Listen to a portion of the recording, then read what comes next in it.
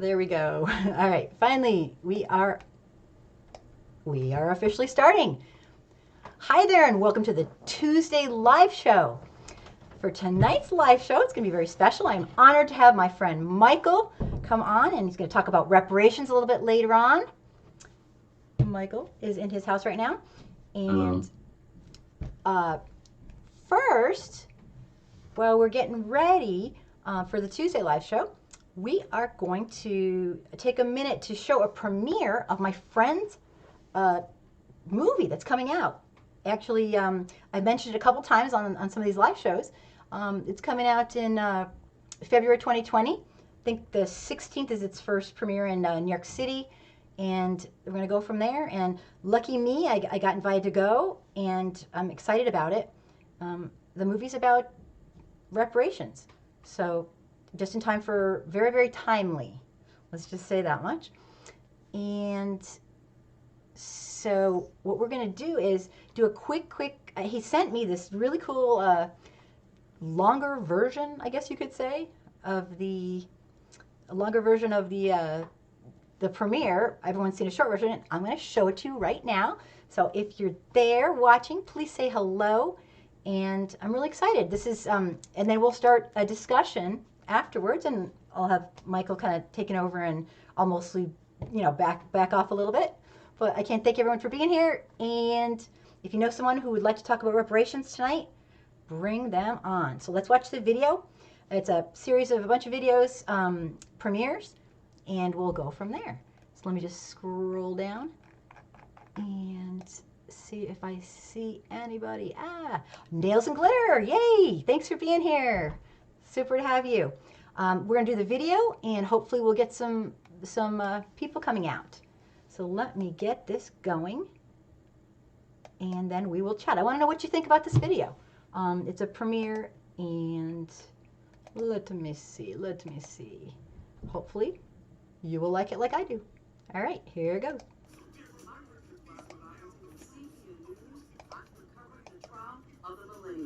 After 400 years of slavery, Jim Crow, segregation, whoa, sorry about that, and rampant discrimination, African Americans are suing the U.S. Department of Justice for reparations and damages. The amount could be in the several trillions of dollars. Nobody in the history of this country has ever brought a lawsuit of this magnitude. There are supposed to be iconic time travel witnesses. It's going to get interesting. The litigants are entering the courtroom now. I'll be back. Sing it with me.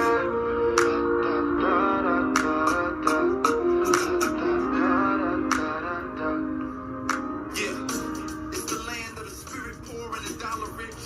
Profit chicks off of work daddy and mama did. Took our books when we tried to improve scholarship. Champagne. We're gonna celebrate a victory tonight. I'm going to crush the club. Hi, Thaddeus. Your shoes untied.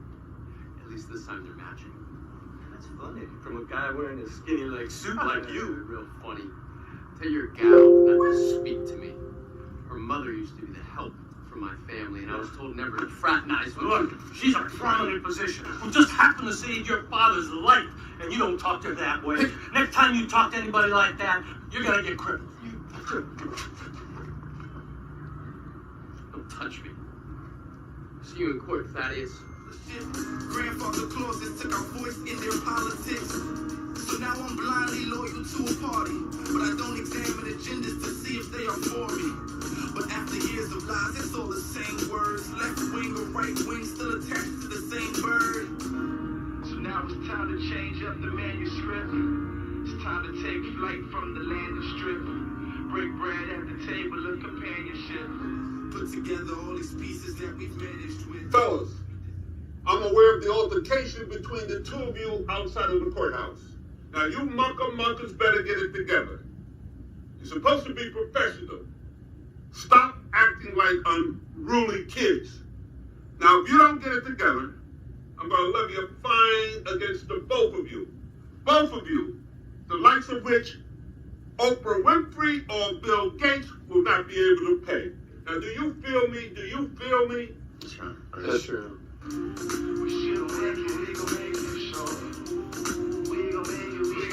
Ladies and gentlemen, this is the case of African American people versus the Department of Justice of the United States. The Honorable Judge William J. Henry presiding. All rise. You may be seated. Please be seated. Your Honor, this is the case 212-020, the African American people of the United States versus the United States Department of Justice. Thank you, bailiff. Ladies and gentlemen of the jury, during this trial, evidence will be presented from which you must determine the facts. I'm sorry, ma'am, but I can't let you in. Oh, no, you can check me. There's an age restriction, and there are things that are going to be seen and heard today that are just too horrific for you. Dude, Black history is my history. Everything that they talking about in there, it affects me and my generation directly, so I don't understand why I can't go in. Yeah, that may be true, but I still can't let you in. Yo, we already ain't got no leaders. Everybody dead. How I'm supposed to eat if I can't even get a seat at the table? I understand your concern, ma'am, but I still can't let you in. See, that's why we in this situation we in now. Have a good day, ma'am. Attorney Black and Attorney Crump, I take it you're representing the plaintiff. Yes, we are, Your Honor. Yes, Your Honor. Attorney Hung and Attorney Walsh, are you representing the Department of Justice? Yes, Your Honor. Yes, we are, Your Honor. Please be seated. Now, counselors, are there any preliminary motions that you wish to make at this particular point in time? Yes, Your Honor. The defendant, the United States of America, moves to dismiss this case in its entirety.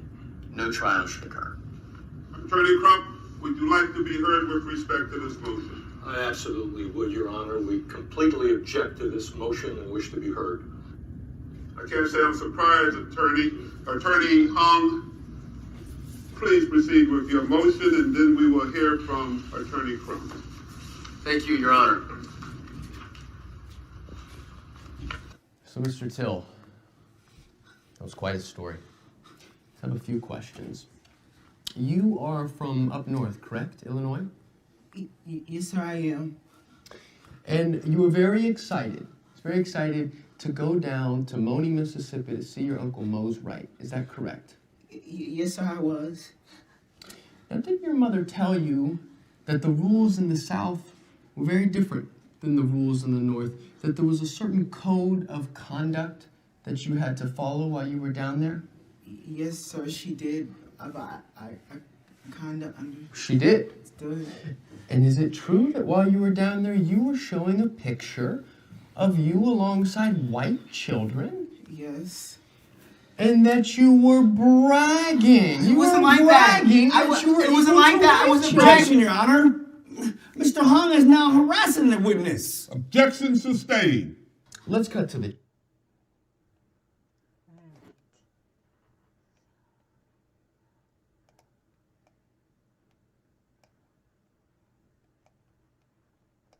That was it. There we go. All right. So that was basically that was the trailer that I got. Oh, hey Jamie, thanks for being here. So I'm on here Tuesday night. We're going to talk about reparations. I'm on with my friend Michael, and if you are here, please say hello, and we will get this going. I know we're kind of competing with the Senate trials, so hopefully that'll be really boring and we'll win out, but you never know. So I really want to hear what your thoughts are, Michael, about what you think of this trailer and what you think the movie could be like. But first I'm going to talk a little bit about my own thoughts on reparations, and you know, it's just my personal take on it from what I've learned is that reparations is a really tough issue. A lot of people are very, very emotional about it, and it's understandably so. And we're going to get into that kind of thing and talk about it. But before we do that, I wanted to explain for some white folks who are here. Letitia, hello. Thank you for being here. Awesome. Thanks. I want to talk to you all about just from as a white person who's been, you know, trying to learn something every single day about our real racial history. And, this might be shocking to some people, but I'm just going to say it, and I think you can handle it. It's not our place as white folks to lead. It's not our place as white folks to be the one to come up with the brilliant ideas that are going to save the day. We are not saviors. We've had centuries to do that. We have failed. I'm talking systemic racism. I'm not talking to anyone personally. So as gung-ho as some, white folks might be about this, it is not our place to render an opinion of what we think will be best. It just isn't. It's called staying in your lane. And so it's very, very important that people understand that. And with that, Letitia, when African American people talk, white people should listen. Absolutely.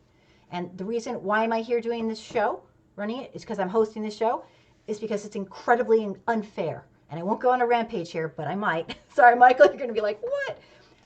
It is incredibly unfair that someone like me could be listened to who has never lived this a single day in their entire life. And yet, one of my brothers and sisters who's brown, black, indigenous, Israelite, whatever, cannot get an audience maybe when they've lived it. And that makes me sick. And so that is really, really rough thing.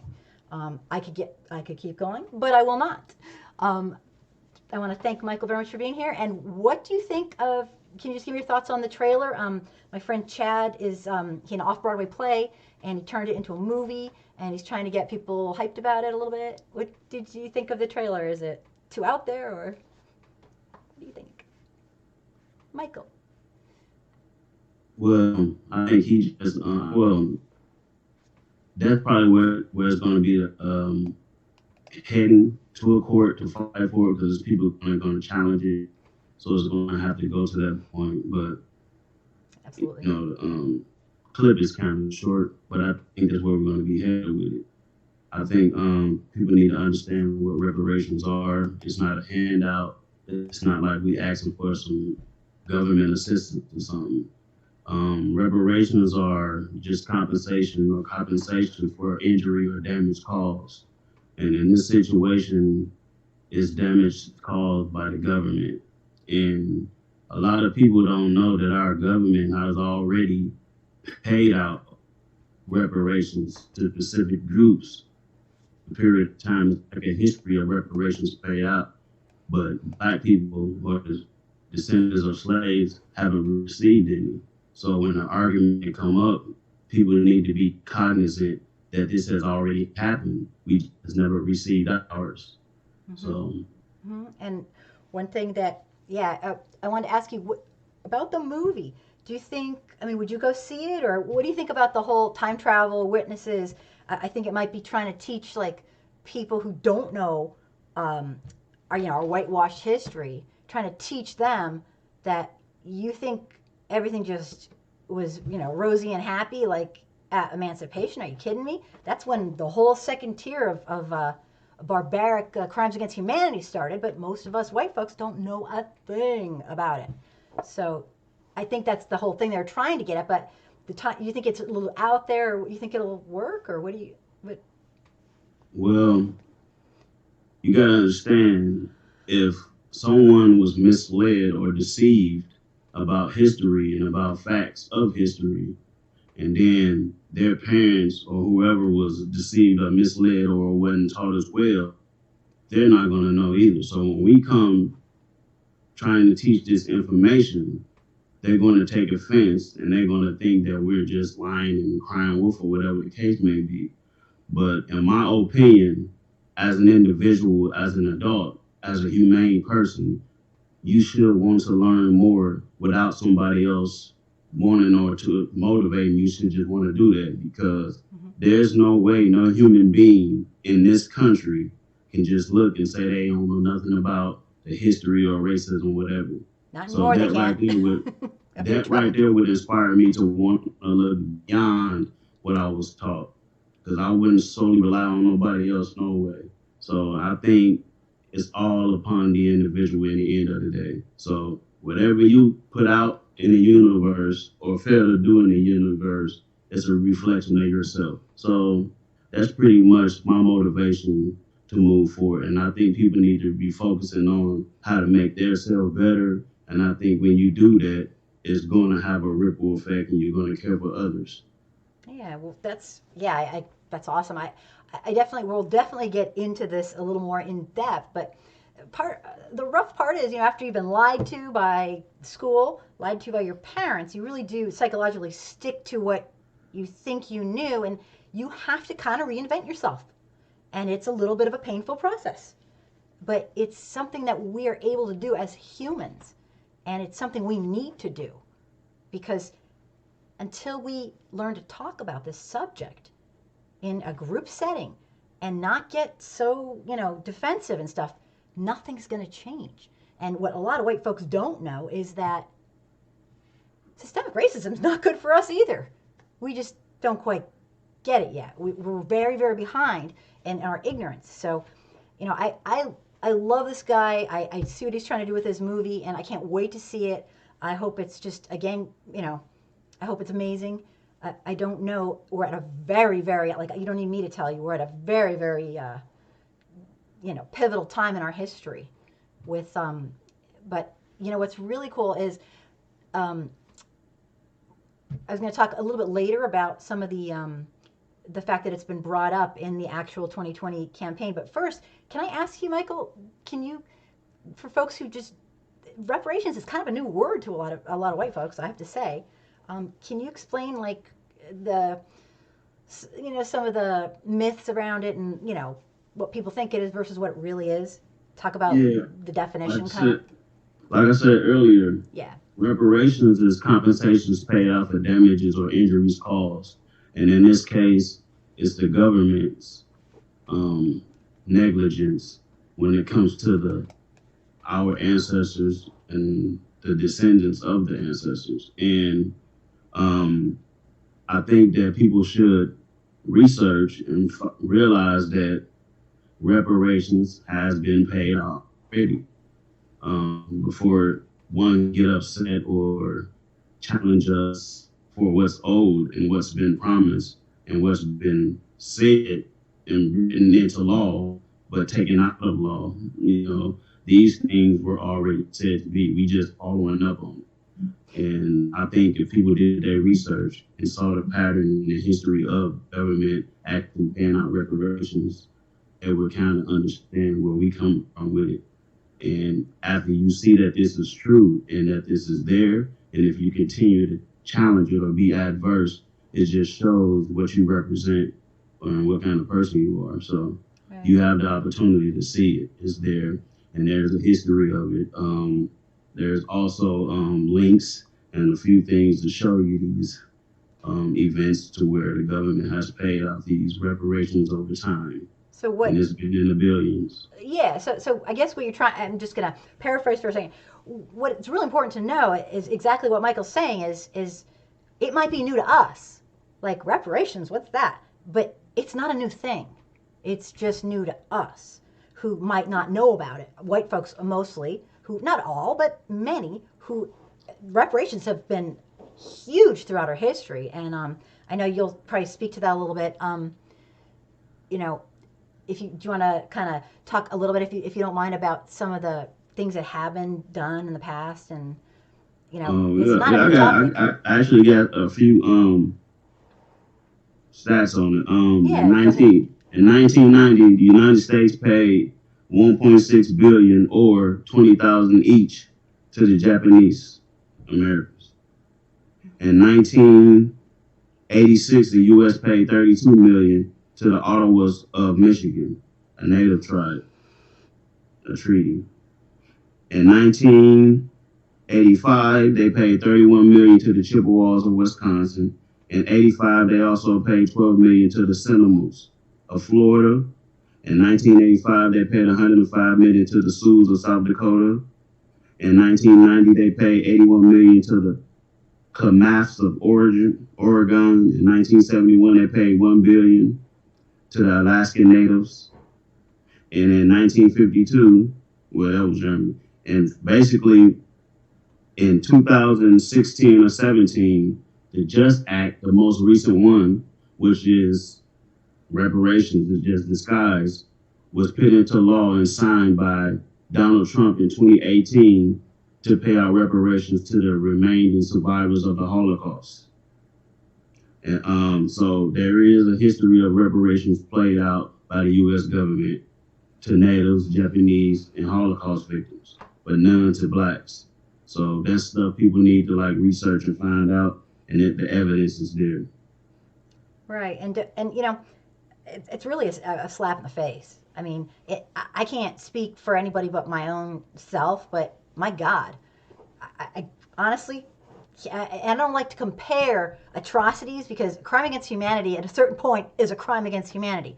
But for the love of God, I mean, chattel slavery, it's barbaric, unconscionable. If any group, I mean, it's almost like in the U.S. here, we kind of go the opposite way. Like, we want to deny. And I get that.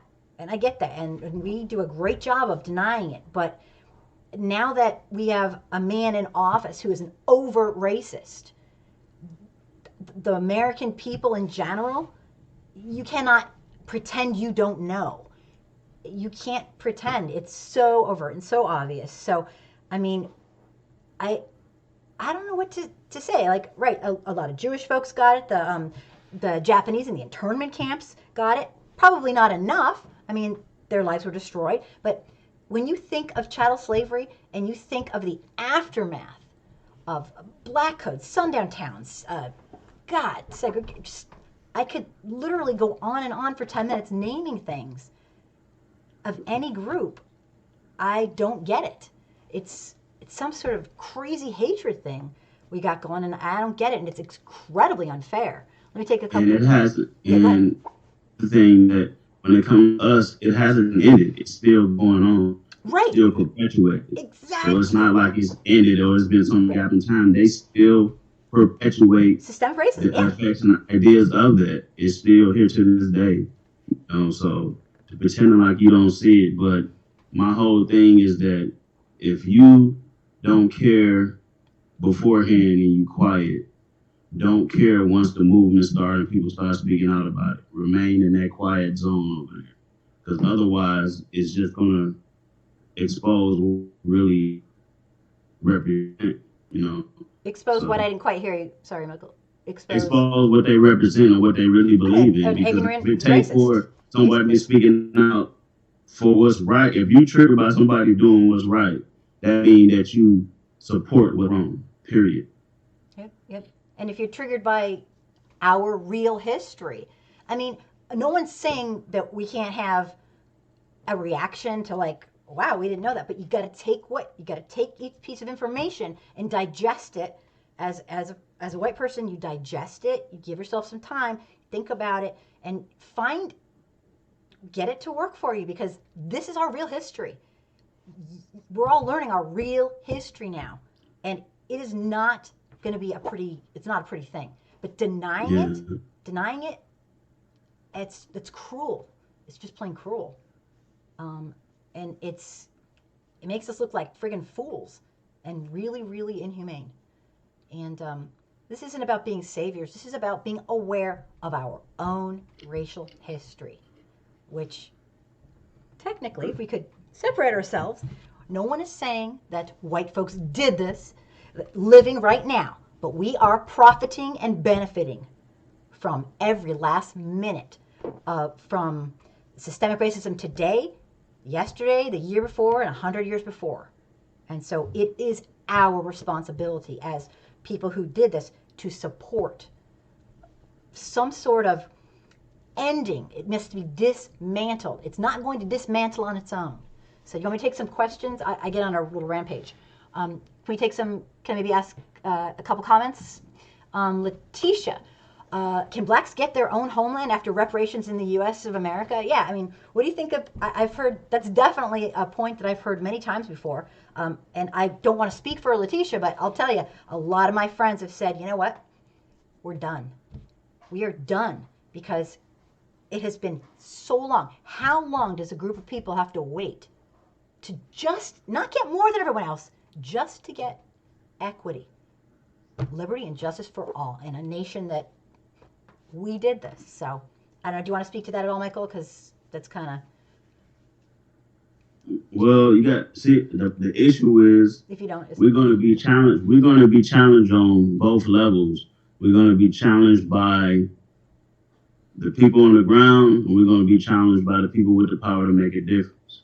You know, because you got to consider the same concept that poor white people, middle class white people that vote against their own interests because they're too racist or too biased or whatever to align themselves with us to try to make a difference. You know, that's going to be the same thing in their heart to not want to support the reparations for us later on. Yeah. So it's going to be challenged on both ends. It's going to be so. That's but a good that's not point. a reason really not to fight for. But that's pretty much what's going to happen. Yeah, and I think part of it is, and this is such a huge thing for me personally because I work with the white folks sometimes, and when you say white privilege, they lose it, and it's this misunderstanding of what white privilege is that just gets people enraged. It's not an emotional thing. White privilege does not mean you have a great life. It does not mean you're rich. It does not mean you didn't work hard for everything you've ever done. It does not mean you're smart. It does not mean you're, well off. It does not mean you're happy. What it means is the color of your skin isn't what's keeping you back in a systemic way that you have done nothing to earn. And so that's what it is. And so that's real tough. It's a real tough, but yeah, great question. I think, I don't know if you want to speak to this or not, but a lot of, not a lot, but some of my friends have said, you know what, I'm done. I am done with white folks. And I don't blame them.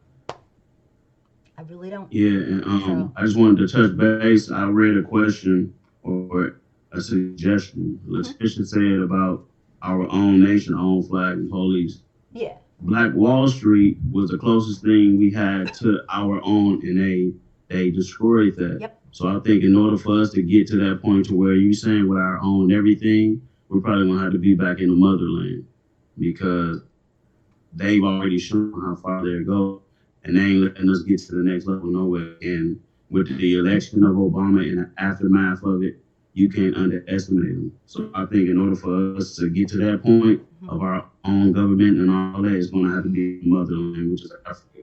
That's my opinion.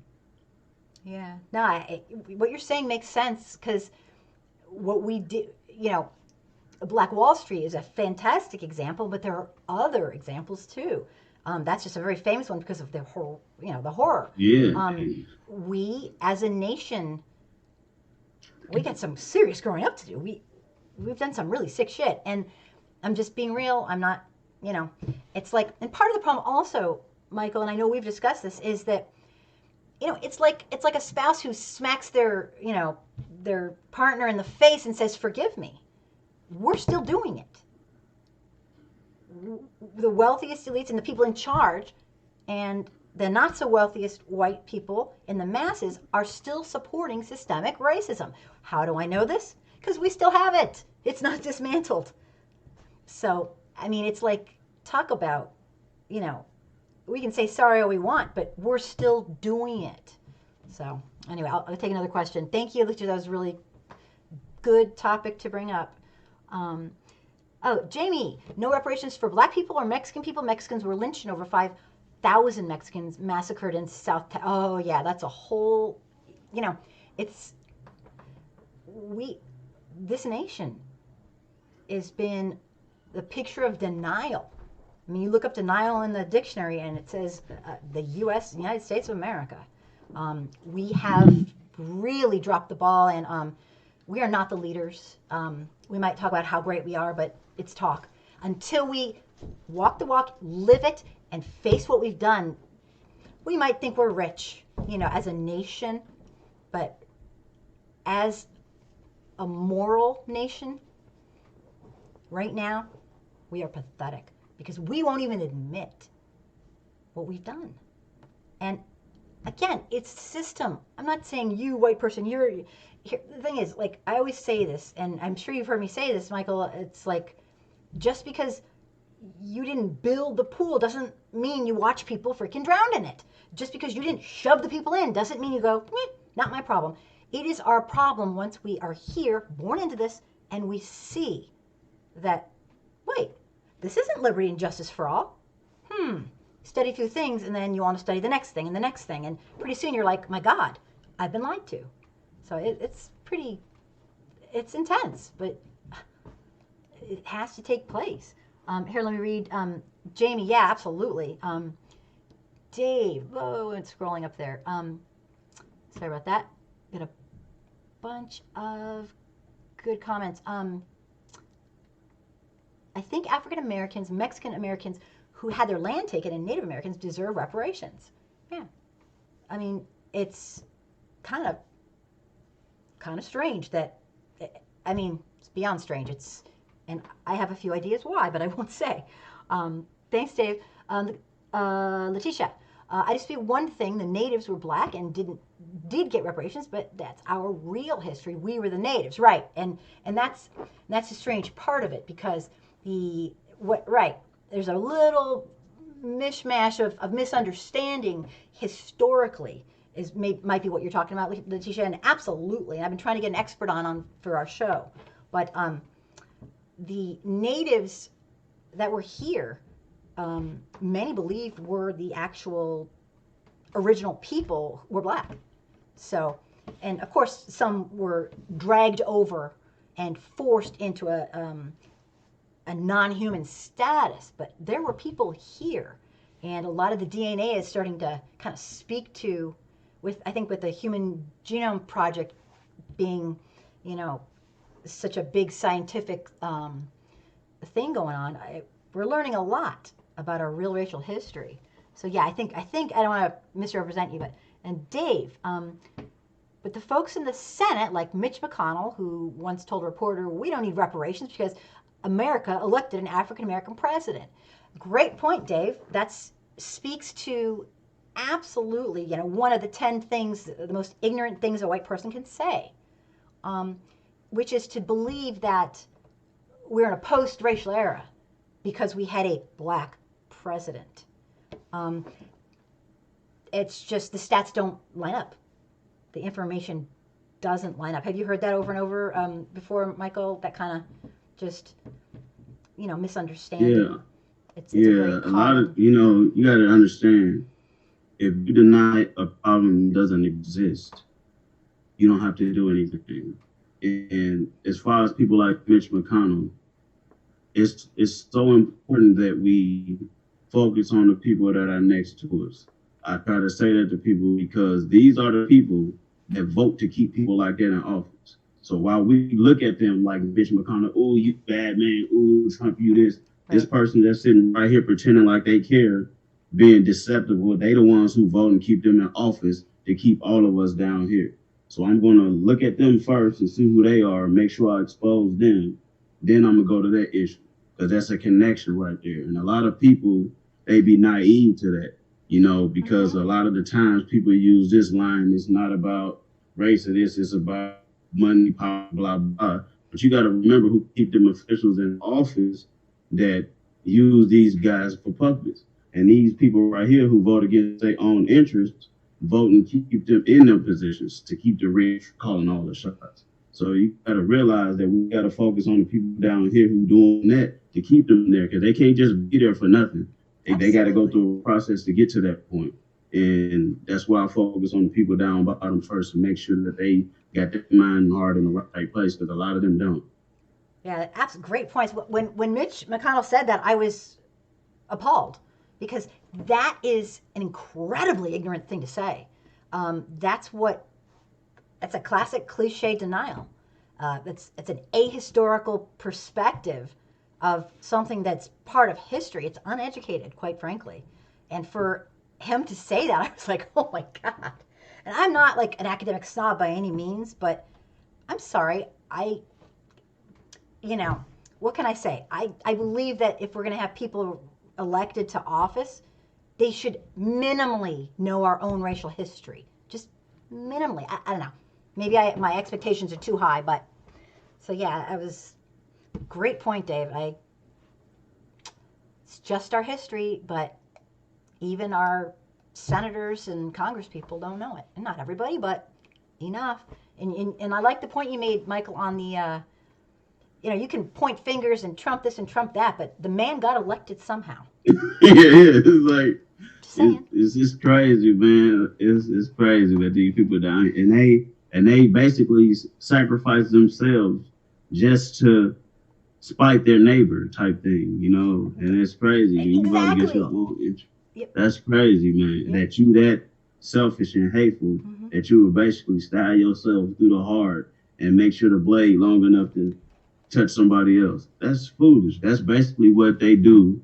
That the poor whites when they vote against their own interests. They basically right. They okay. We whites, and I'm not speaking for everybody. I don't want everyone to flip out, but it's pretty much a majority, obviously, because look what we're doing right now.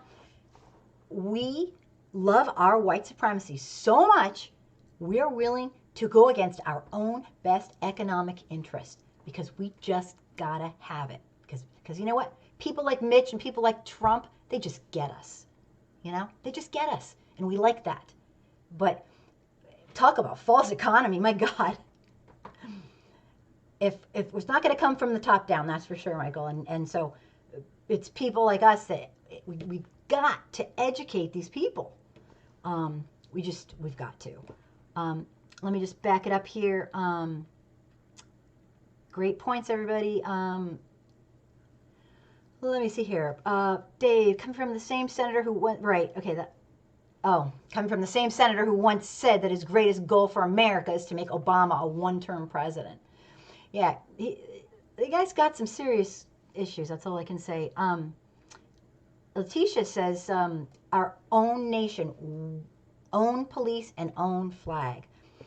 Unfortunately, that's the way a lot of people, I've heard that. That's not the first, second, third, or fourth, or 10th time I've heard that. Again, I say, how long does a group of people have to endure crimes against humanity, which I truly believe systemic racism is. It's not even all at once. It's slow over time. Crimes against humanity, our own people. So this is a serious issue. Nails and Glitter, Africa Plan, Letitia. There are two options: a new country in the United States around New Orleans, or give money and repatriation to the Ivory Coast. Yeah, those are ideas, right? Letitia says hashtag. I don't know if I'm saying this right. Akon City.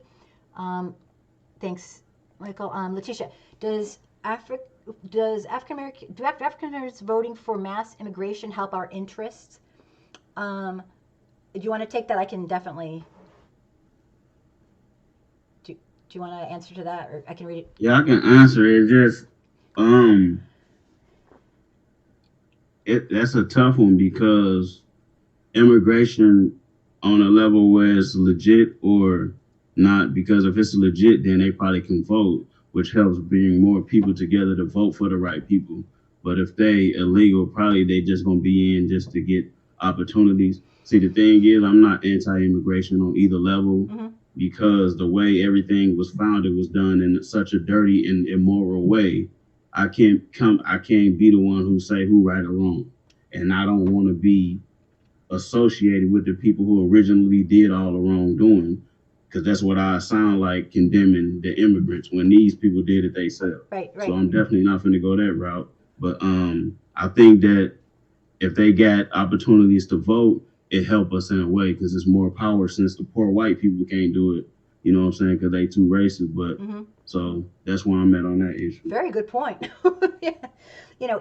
That's actually a really good point. It might be a push in the sense that, yeah, I know a lot of people, personally, it's not really my place to say because I am not a person who lives that life, but it's definitely a very good question. Very good question. And there might not be an easy answer.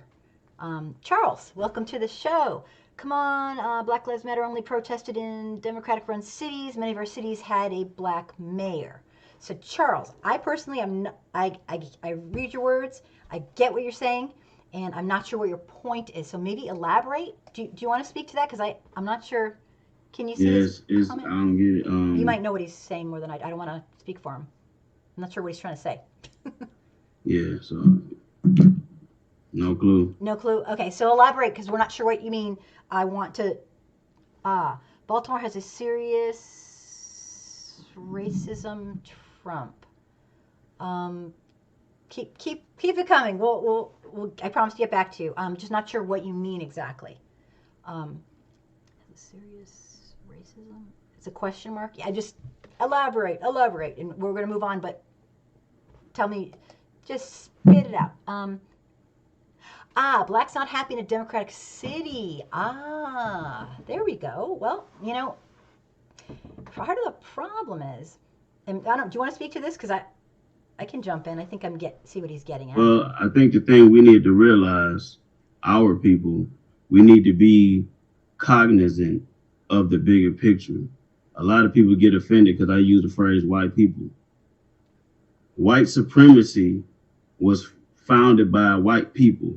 And these parties, it didn't matter which party they owned. It was anti-people of color, anti-black folks. That's why it was all about white people. That's why we had to have a civil rights bill passed and the vote and all that, because it was only about them at first. So while we picking Republican this, Democrat that, it was white people, period. And we have supremacists on both sides. And you also got to consider 97% of the presidents were white, 3% was black, which was Obama. So we can't really, it don't really matter which side we choose. Nobody really did us no justice, or we wouldn't be fighting for reparations right now. So I don't pick a side or pick and choose. They both bogus. Neither can be trusted. And until we implement a house that's representing of the country, it'll never change. And whether you saying Republican, Democrat, or whatever, neither one has a background or a track record to show that they care about us. So parties don't matter. Yeah, and also Charles, great point. Charles made an assumption, I think, that that the Democrats are supposed to be the ones that help black folks, and the Republicans are the ones that hurt black folks, I guess. And unfortunately, that's a lovely idea, but it's just not true. You see, every era we've had Democrats, every era we've had, it's a system.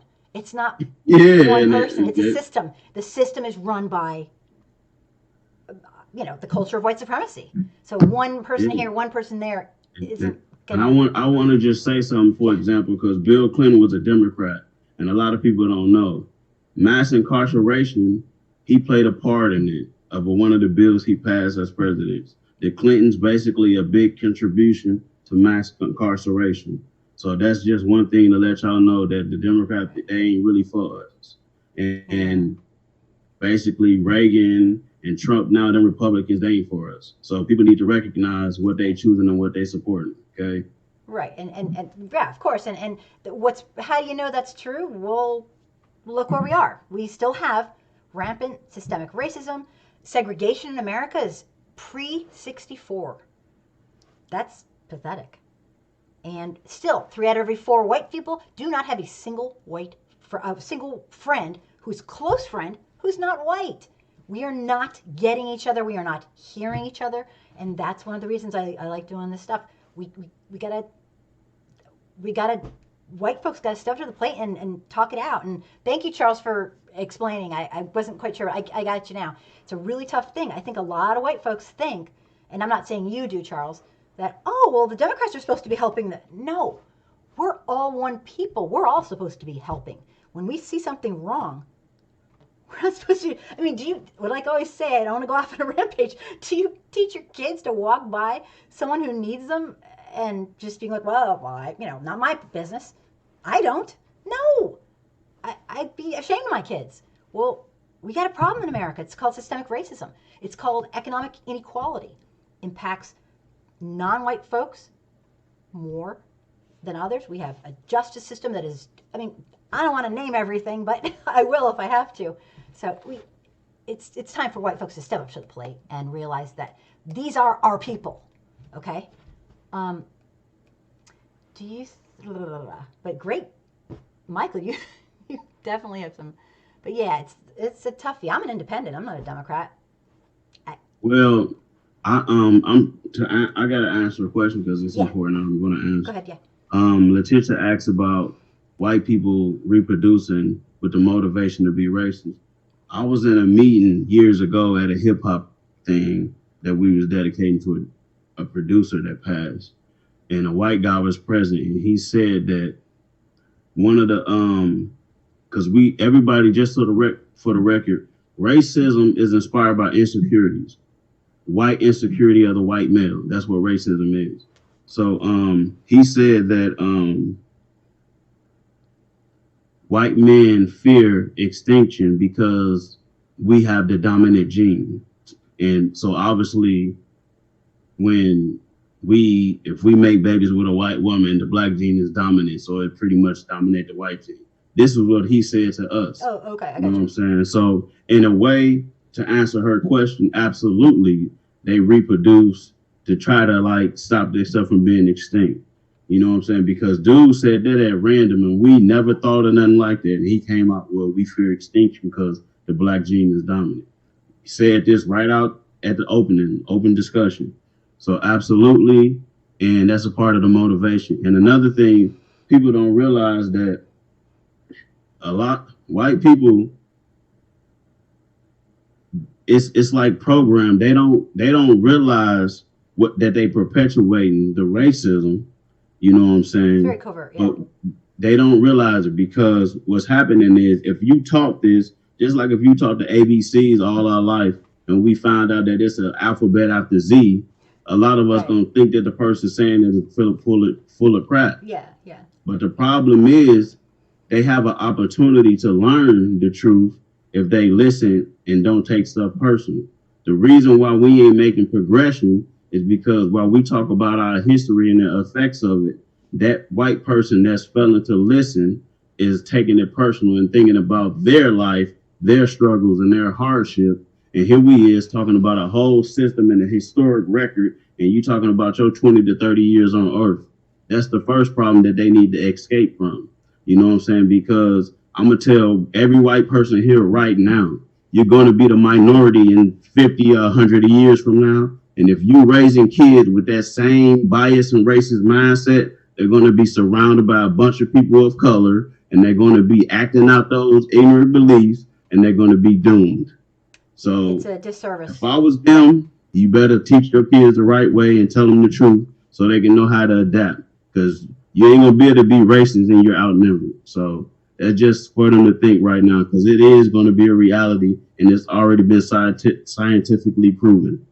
Right. So Well, I just want to say that. Right. The stats are obvious that we are turning, all towards a brown or tanner, more melanated. It's the dominant trait in, genealogy. But here's the thing. I get what you're saying. That makes total sense.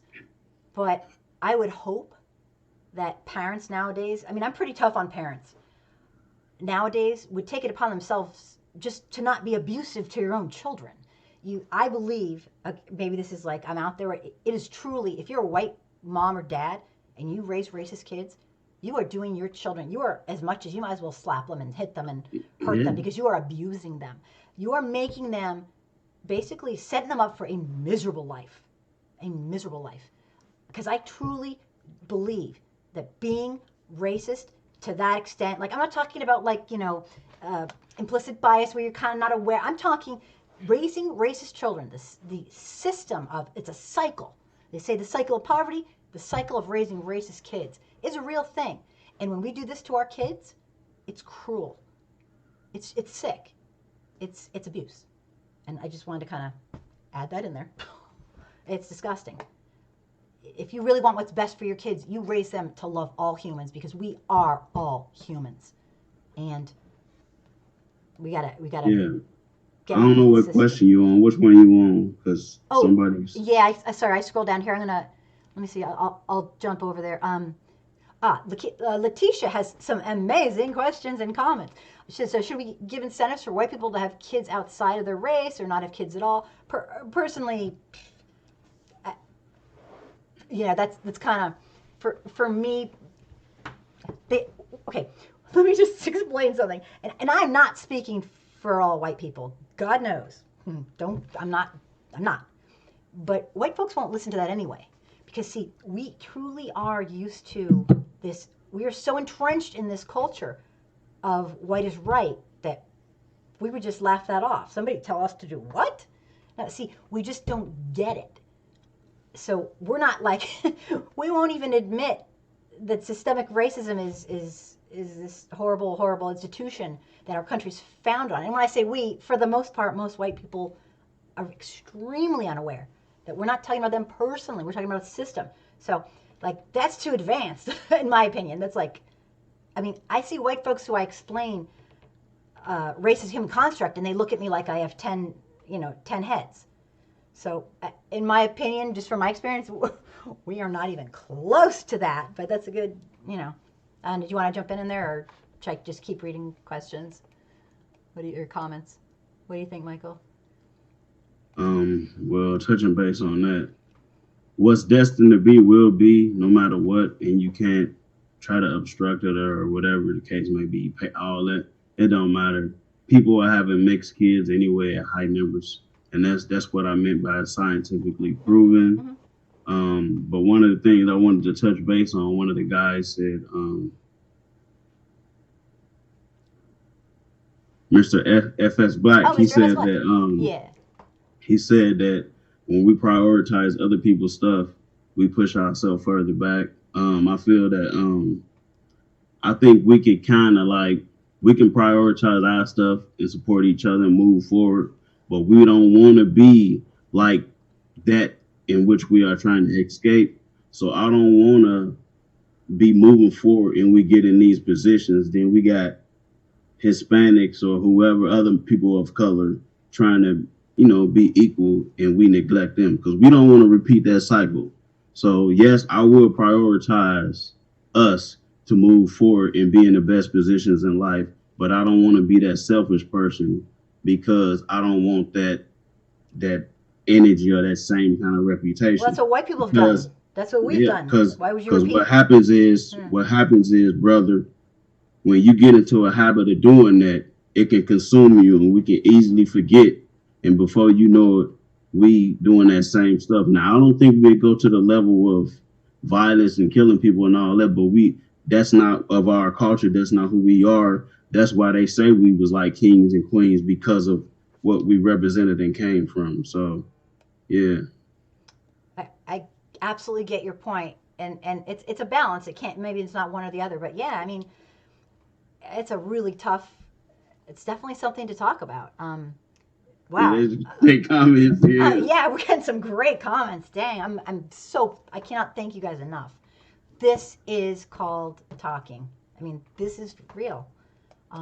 Yeah, that's just so, it's very, it seems so simple, but it's not. It's complicated. People are all different. It's really complicated. I appreciate everybody's comments. Let me just get down here to, should we give incentives for, okay, wait, Mr. Black,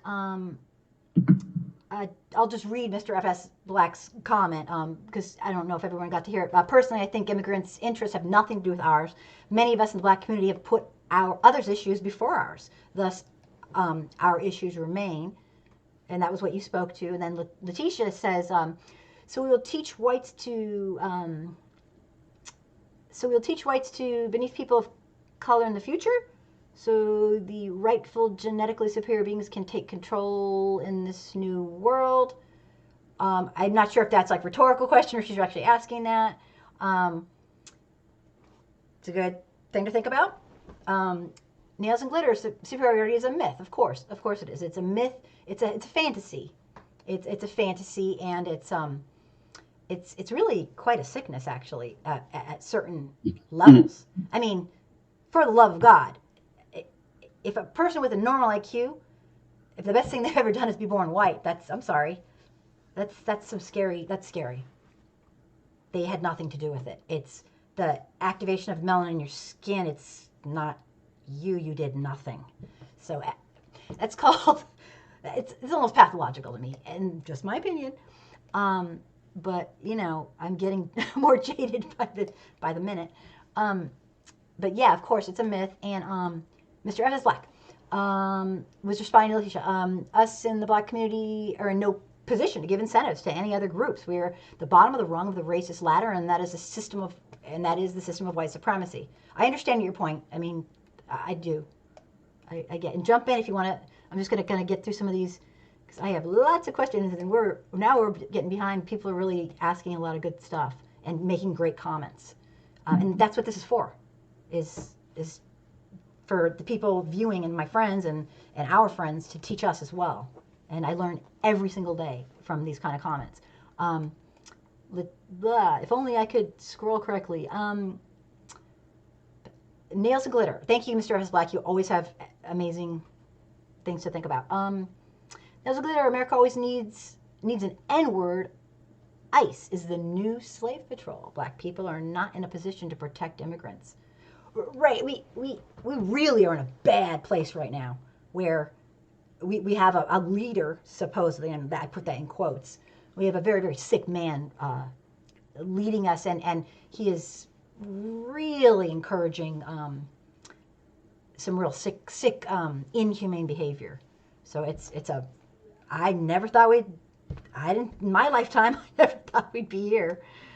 But apparently some of the people who have the power got their feathers ruffled by having a man that was a black man as president. And this is the disgusting backlash when a nation decides to not face the issues. And that's what America does. We deny. Not everybody, but most white folks. We deny, and this is what we get. So you know what? If nothing else, we have less cognitive dissonance than we've ever had in our lives, because we truly are living with a leader who represents a majority of the white folks. And people get pissed at me and say, oh, you just hate white people. Nope, nice try. That's an excuse. I don't hate white people. I expect more. I actually believe in white people. We got to be better than this. Every generation. We haven't learned. We're human. It's just, don't get me started. Okay, I'm going to shut up. Get on a rampage. Okay. Yeah, no, nails and glitter, great observation. Letitia, excuse me. Do you guys fear giving blacks reparations will open Pandora's box? I mean, since us blacks were the Moors, can Spanish and white Southern Europeans now ask for reparations 500 years of slavery? Do you want to answer to that? Because I definitely have my opinion. It's not popular, probably, but I'll do a quick, I don't know if you're talking to me or Michael or just everybody listening. Oh no, I do not think white people, you are so nice in giving white folks so much sophistication in their understanding of history. No, no, no. We just can't stand black people. And I don't know why. We have this, I don't want to say this, but we are really, really cruel. I mean, we're cruel to a lot of people who aren't white, but of all the people, my God, I mean, so I don't even think most white folks have no idea about the Moors. They have no idea about any of that stuff. Somebody brought it up. Yeah. I'm gonna wait. But I touch base on her thing. I touch base on it. Do you see what I'm saying, kind of? I mean, the thing about the reparations, that was already said to be owed to us, so we just following up on it. That's the first thing. So if other people feel like they owe reparations, they need to take that up with the government. That's not on us. So I'm not going to turn down my check if it comes to that. Oh, these people need to get theirs. So I don't know. I'm taking my check. So that's really up to that specific group or culture to stand up for their stuff. But right now, ours is way past due, and we are old. This is nothing. This ain't new. This ain't a new request. This is old to us. So if it comes to that, anybody, if they feel like they owe something, they can go protest and fight for it. But this was already written into law that we'd get the 40 acres and a mule or whatever. And it never happened. So, hey, the people that's coming forward nowadays or whatever, or who want to come forward after that, if that happens, they need to take it up with the U.S. government. Right. No, that's a good point. And my point was simply, as a people in general, obviously, I don't know every white person, nor do I speak for them, but I don't think we're that sophisticated to even know our own history. We don't know our history, let alone the European, We just don't want to give reparations away, to people's families who were formerly placed in an inhumane, enslaved, definition. and basically had to work for free, couldn't accumulate the wealth. And then not just, I hate to even talk about it as an abrupt stop after emancipation, because we just kept on doing it and we're still doing it. Life expectancy, different life expectancy for black people and white. I mean, it shows everywhere. But yeah, I think it's giving white folks a lot of credit for understanding the, not at least from my experience, we are not even close to there yet. But yeah, it's great. Dang, you guys are bringing up really great stuff. Mr. F.S. Black, I know it sounds cold, but many times we have aligned ourselves with others to have their backs only for them to not have ours. And I've heard that before. As a person who's really into humanism, it kills me that we all don't see a common plight. Our enemies, if you're a white person, unless you're a billionaire and you enjoy having this kind of elite status and power, and you enjoy having so much money you don't know what to do with, and you're okay with everyone else pretty much struggling to make ends meet to eat, which is kind of what we're heading towards. Unless you're that, we all have a common plight, and we all need to unite. And until white folks get their head in the game and learn our own history, I mean, it's like Lyndon B. Johnson said. Just, I have his famous quote, and I can't quote him exactly, and I don't want to misquote him, but, he basically said, make a white person feel like they're cooler than the best black person, and they will work for them for free. And that's what we do. We whites work for the wealthiest elite for free by being racist as fuck. And that's what we do. So we're suckers. And we got to educate. White folks need to learn this stuff so we can educate other white folks. Not because we're leaders, not because we are heroes and get our picture on Facebook, because this is sick shit. And we're acting against our own best interest. So, okay. God, I kind of get on a rampage there. But yeah, great questions. Right on, Mr. F.S. Black. Nobody has our backs. I imagine it probably feels that way, yeah. Do you feel that way, Michael, or you've heard it before? Nobody has, Well, I mean, it's obvious. Nobody have our back. The fact that reparations have been paid out to others and we ain't having none, and then white people challenge us, and which they ain't got nothing to do with it. It's against us and the government paying us what they owe us by law. Don't nobody else that ain't got nothing to do with it got nothing to say. Just hush up. But when they engage and choose to have an opinion on it, then they need to be challenged and called out. You know what I'm saying? My thing was, I recently saw a news article post about, I'm from Wisconsin, by the way, and they was talking about implementing the Holocaust stuff into the curriculum. And I thought it was crazy because you saw abundance of white people like, yeah, that was wrong and kids need to know. And I thought it was so like arrogant for them to omit their own atrocities here. You know what I'm saying? That they perpetuate and praise on a daily basis. And I called it out. So, That's got to be disgusting. I mean, it is. Black History Month, that's every month. That should be every minute of every day. That's everything. This our stuff. Like we built this stuff, and it's like, that's crazy. But that's the education though. Well, it's they the system. Leave all that out. That's the system, and I studied a little bit about the system of how the things are put in, and there are literally liberal texts and conservative texts, and none of them are doing justice to the truth. Even the most liberal ones are not being honest. And it's a shameful history. And yeah, we don't want to talk about it, but we're never gonna, it's in our best interest to talk about it. It really is. It's really, it is. So here, let me just go on, and I have questions to ask you. Let me see. Okay. Oh, for both of us. Okay, thanks, Letitia. I wasn't sure. Nails and Glitter. Bernie has also said no to reparations, and that is something we're going to definitely delve into in just a second. I'm going to try to race through this, and then because I know we have a lot. We, aka Michael, definitely has stuff to say about it, and I'm going to listen. Okay, what can I say? Yeah, I'll stuff a sock in it. So Letitia says, What do you think about UBI? Are you against it because everyone would get something? Do you want to speak to that or? UBI. Yeah, are you talking about universal, like a certain amount of, I can't look anything up or things will explode, but are you talking about having a certain amount of, I don't know that acronym, a certain income, like a universal base income? I think that's what she might be referring to. Like Yang, Mr. Yang was, he's absolutely proud. If that's what you're talking about, abso-stinkin-lutely. But the problem is, we gotta stop the system. The systems, it doesn't matter how much money people are given, the system's still in place. It's still gonna even itself out.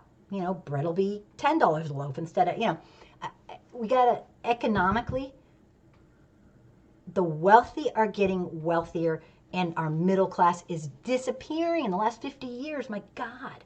So yeah, I'm all for that, but the system, it's gotta be dismantled. Things like, so many laws have been passed that make it so that the wealthy people get wealthier. Citizens United? Are you kidding me? A corporation's not a person. It just isn't. I won't get into it, but here, great questions. I think Letitia needs to come on here, jump on here, and you definitely very interesting comments and questions. I appreciate it very much. Okay, I'm going to touch base on that because it's important that I say it.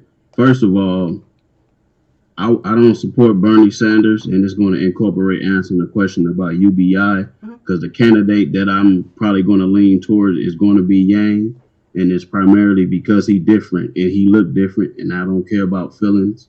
I don't think that we should keep voting for white males and expecting to change, and because they marched with MLK, that make a difference. White males never made a difference for us, and I'm not going to be that fool to keep perpetuating it. So that's why I'm voting for Yang. But yes, I agree about the universal basic income, and I think it's a good idea, and I have no reason to doubt that man. You know what I'm saying? So that's who I'm leaning towards. Bernie Sanders lost me at the reparations because he voted for recently in the last couple of years the Just Acts, which is for the reparations for the Holocaust people. So yes, I agree with the universal base income idea, and Yang is who I support because he's different, and that's where we need to go, a different direction. So I just wanted to say that. Yeah, I love. He won't win, but I really like his ideas. Part of the thing is that a lot of people in the U.S., because we don't read and we don't travel in general, like Europeans do, we're behind. We're behind the system. We're not leading anymore. If we ever were, in the sense of education, in the sense of humanism, in the sense of rights and all that, we need to look in the mirror and stop blabbing at other places because we're not doing it right. And we can rest on our laurels from 200 years back when the good old days when maybe white people thought it was great, but we weren't great. We could be great, but we're not. And that's what pisses me off the most is we have the ability to be, yet we like to talk about it and actually not be. We should shut up about it and actually be. Does that make sense? Like, action speaks louder than words. I don't know how to put it. And our actions are showing we are pathetically behind other nations of our wealth or whatever. Okay, do you see any other comments that Mr. Okay. I am just going to find my spot. There's a glitter. I have no problem with helping others, but not for nothing but our own expense. This is from Mr. F.S. Black. If people say they want to be allies, then they should mean it. And talking about being an ally is a lot different than... Here's the thing. A lot of white folks, and I'm not speaking for all white folks, this is my opinion. From my experience, most white folks have absolutely no idea what it means to be an ally. I am not an ally. I do not call myself an ally. It is not my place to call myself an ally. Okay? At the end of my life and my last breath, okay, I'm sure no one will fight me when I'm 99. I say, oh, Kim, you're a great ally. Whatever. It's not a talking thing. It's a doing thing.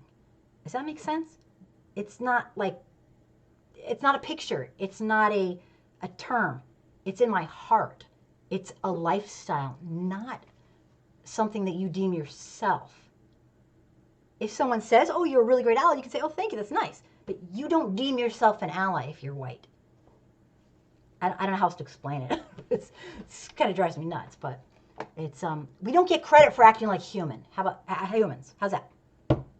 We don't get credit for doing the right thing and acting like our God-given gift of humanity. We just don't. Sorry. I always go on a rampage. Sorry. I should have warned you, Michael. I was going to go on a rampage. Okay, sorry. I just get very emotional about this stuff. Most nails and glitter. Most white folks do not know how to be allies. Yes. Oh, yes. And you know what? I know I'm being hard on white folks. It's because I know a lot of white folks, and I believe in them. And if I didn't believe in them, I'd be like, we just don't know. No. Nope. We have the ability to be supportive.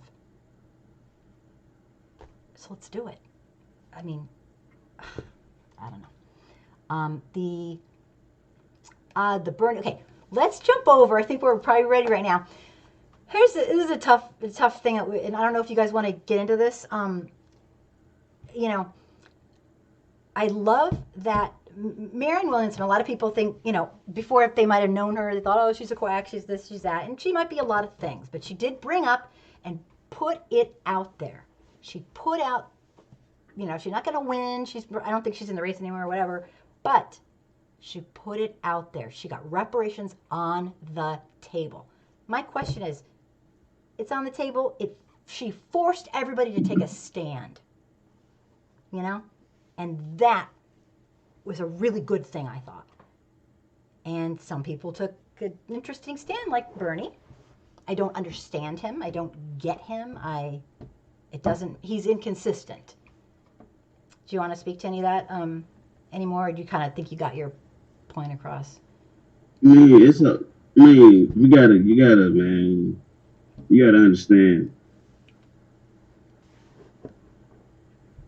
With him having that history and having such a history with civil rights, you got to be careful on how you move. You know what I'm saying? So when you get such an opportunity like that to speak to us, who MLK, when he was talking about rights and you supposed to be marching, if that's your agenda, that's your narrative, and then when you get asked the ultimate question about reparations for us, and your exact word is no. However, I think we should. No, you lost me at that. Because in his response, he said two things. It'd be divisive, and then he said something else. So you worry about how people will feel. You know what I'm saying? You worry about how the white people will feel.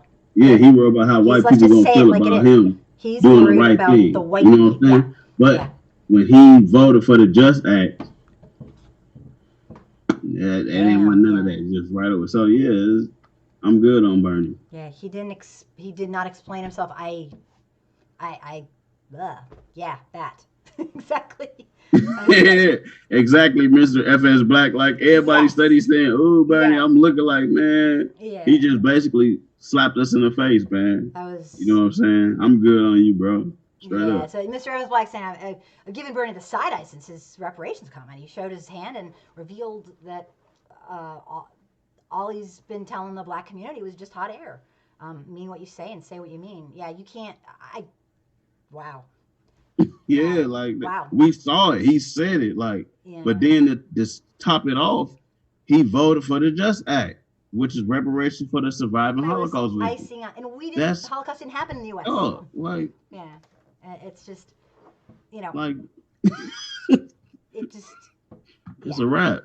I'm good. Yeah. Getting into the whole. I mean, this is a tough subject because it kind of goes all over the place. I mean, but I'll tell you, I like that our conversation is real here. I think part of the problem is right now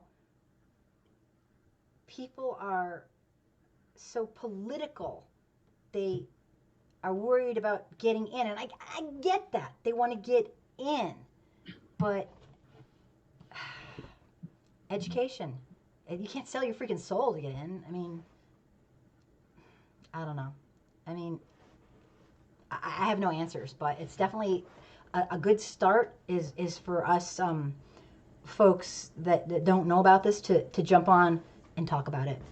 And if this show does nothing else but show people talking about it, people of different backgrounds talking and surviving through talking, because it's just a scary thing for white folks, then that's done something, because we got to catch up.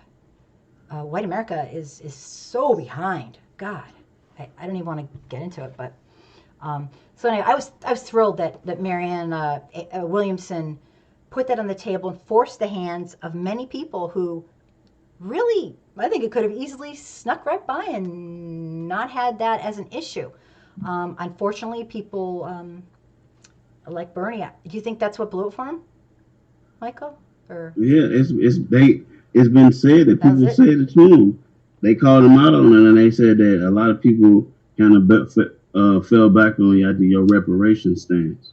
And yeah, I just couldn't believe his comment. It was so, wow. Yeah, and to touch bases on what you were just saying about the white people, I think as a whole, white people need to realize that the fixing racism and all that stuff, that's y'all responsibility. We ain't got nothing to do with that. We affected by it, but I don't know why we gotta once again fix the issue. Our ancestors did free labor to build things up. Now we gotta teach y'all how not to be shitty.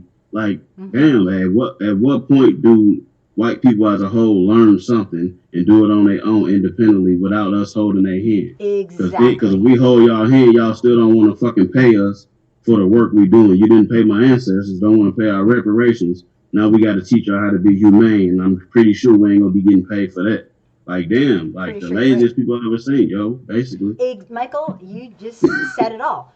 See, for some reason, we want to be the ones in charge, not pay people what they're owed, not admit what we're doing, not admit what we still do, and not dismantle what we're doing. I mean, we basically are, that's white supremacy. It says it all. We want to, next we'll be carried from room to room. And no, I'm not talking about all white people. No. But enough that the system is I don't see the system changing any minute soon. So there's enough of us that just enjoy the status quo and just aren't really that into making changes, let alone dismantling. It's not good. And I know I'm going to get backlash and people, oh, you just hate white people. Well, people who say that are full of shit. They are just afraid to look into the mirror. And maybe I'm not afraid to look into the mirror. Does it make me a great person? No. Does it make me special? No. But I'm not going to go with the status quo when my heart says it's wrong. I won't. And that's why people always say, oh, thank you, Kim, for, I say, don't thank me. I do it for me. I loathe bullshit. And this whole systemic racism thing and, liberty for justice and all, what a crock of shit that is. Yeah, as we have mass incarceration where, black people and people are coming. I'm on a rampage again. Sorry. We're going to wrap it up soon. No, you good. It just makes me crazy. I'm just reading comments. Yeah, it just makes me crazy. Here, let me just, the stuff with Israel is a whole nother, if you want to answer to any of that, go for it. I don't, Netanyahu is Trump's best buddy. It's just a strange relationship.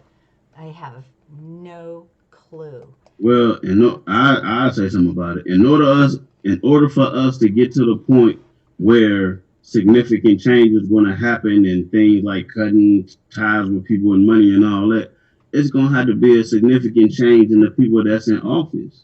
That's why I said I'm going with Yang, because it's a big difference. People, he ain't got no history. Oh, he's another corporate. dude, we seen what what white people do. Bernie's look, man. I'm tired of seeing the same look, the same kind of person, and nothing happened. You don't need to go to school. You don't need to at what point do y'all get the picture, man? Voting for white people, that ain't it. I don't care how many black people they know, how many rap songs they can rap pictures with MLK. They don't care, bro. Like, it's simple as that, man. There's no way if they cared and the way they share MLK memes on his birthday and the next day don't give a damn. It's the same thing with Bernie. Then the man come right out and show y'all, nope, no reparations. Come on, and our people still finna go vote for him. Like, that's why ain't nothing changing. I said I'm gonna vote for Yang because that's a whole difference right there, and that's something different. We need to move in a direction where things changing. Yang might not be that savior, but long as we break the cycle of white supremacy and white men and their egos steady being empowered, that's gonna move in a direction of change. So that's why I wanted to do that. That's why I wanted probably a woman to be there. Things like that. Just something. Yeah, just something different to break the normal cycle so it can be broken, so the possibility of real change can happen. Mm-hmm. That's it. I think part of my problem right now is that I'm on anyone but Trumper, because right now I've just studied way too much about what Trump's doing and what he's done and what he will continue to do. And I don't have a lot of hope for, like, the people who are right now in historically marginalized groups, numerical minority groups and stuff like that. I think all of us who aren't billionaires are going to get a little taste of that if we get another 4 years, because we're going to lose our democratic republic. We can't continue this way. It's just not going to happen. People are really struggling. And another 4 years of Trump, I think it's over. It might be over already. That's just my personal take. I think he's circumvented our Constitution so many times, stacked the judicial system. I think we're screwed, personally, and that's going to be all of us. But yeah, do you want to give any of your ideas before we wrap it up about what you think me personally, reparations would do and what it could be? And well, I think that we should be brought to the table in a discussion on what our reparations should be and have a significant voice in that. You know what I'm saying? And then we go from there. The thing is, when they mentioning reparations and trying to come up with ideas and the stuff they mentioned, Bernie was mentioning stuff about building this and building that. They already been doing those things for white people, so that don't count towards our reparation. That should be automatic. You know what I'm saying? I think we should focus on the federal government funding our schools more as a priority, you know what I'm saying, and building up our stuff, focusing on us as a priority outside of the reparations, you know what I'm saying, because this has already been happening for the white community for a long time. Mm-hmm. So as far as my idea, I wanted a woman to be in president. I wanted a woman to be in president for two reasons. So we can go and break that male ego cycle and break the ceiling on it so it can be done. And more than likely, it's going to be less of a pride and ego thing when it comes to running an oval in the country. You know what I'm saying? So that's why I wanted a woman to be in. But America, this society and this culture hate women, and women hate each other. And they don't have the confidence to say we can do it. They say things like, oh, we ain't ready, this and that. And it's basically a submission to men, and specifically white men. Even if you ain't saying it directly, you indirectly submitting to them, because they're the only men that really pretty much been in power. So, but I definitely would have wanted a woman in office first, but hey. Yeah, you have some good points. Very, very good. So do you want to say anything? It's been a great conversation. Do you see anybody who? Oh, hang on a second. Oh no, they just having a discussion on Elizabeth Warren. Yeah, no, it's good. It's good. Yeah, I mean, my big thing is this, and this might be my whiteness talking. I don't know, and it doesn't matter because I am who I am. But Trump, I certainly know, isn't the right choice. Yeah, and since we do have to pick somebody else, I say we get that misogynist, racist, jackass, bigoted piece of crap out. He's circumventing our Constitution. And although a lot of people think, oh, screw the Constitution, we I always thought at least we were headed in the right direction. Slowly, like a snail, really, but headed. Now, we're going backwards. And statistics show we are headed. You know, if you think of life expectancy, if you think of, just everything. We are headed slowly there. We were, but now not so much. I wanted to touch base. A couple of people make good valid points, but there was a question asked that's significant. Letitia said, will reparations even be possible or necessary if whites reach a small minority in the nation in the future? That would make reparations even more likely to happen, because then we'll have more say-so in making it happen. You got to understand, reparations have been owed already. That's past tense. So if they decide to fund the United Negro College Fund and we all get to go for free, that don't mean we still ain't owed our reparations. That's past tense. This is back pay. So future stuff that happens in our favor don't mean that's going to be a substitute for the reparations. They still got to pay us. There's no limitations on what they have done and the damage they've caused. So you would never stop paying that debt. So I don't care what they did today or tomorrow that happens naturally when they get a conscience, the reparations are still owed to us. So is what you're saying, Michael, is what you're saying that dismantling the systems is a lovely thing and it should be done, but the actual payment in reparations is still owed, plus dismantling. I'm just trying to speak for you. Plus dismantling. I just want to make it clear. If a person was in a car accident and lost their leg or whatever, and the person paid them, but somebody came along later on and bought them another car and a new prosthetic leg, that money still owed to them. So I ain't finna say to the government, oh, you know what, somebody else, Africa came back and donated a couple of billions, we good. No, pay up. You know what I'm saying? That's what it is. Hey, that's why I stand on that. Okay. Well, they done too much and they don't need no pass. The government don't need, they waste billions on wars and some of these machineries. If you be surprised at the numbers of the planes and how much billions they cost in billions. Right. Please. Yeah. Yeah, we somehow can cough up the bucks for Yeah, I hear you. I understand, and I absolutely I get it. And I don't know a ton about that, but it's not rocket science as far as I'm concerned. That suddenly we have gazillions of dollars for certain things. But follow the money. I gotta try to wrap it up. I wanted to, first of all, Michael, thank you so much for being on. You're just I'm in awe. You did amazing. It's like, is this really what you did your first time doing this kind of thing? You're very, very good, and you definitely got us all talking. I can't thank everybody enough who's here for supporting this kind of conversation. We can't have a conversation with no people, and you guys are awesome. I still have my live show tomorrow that I hope that people come to. It's going to be your choice of your voice, your choice of topics. It can be anything you want to talk about.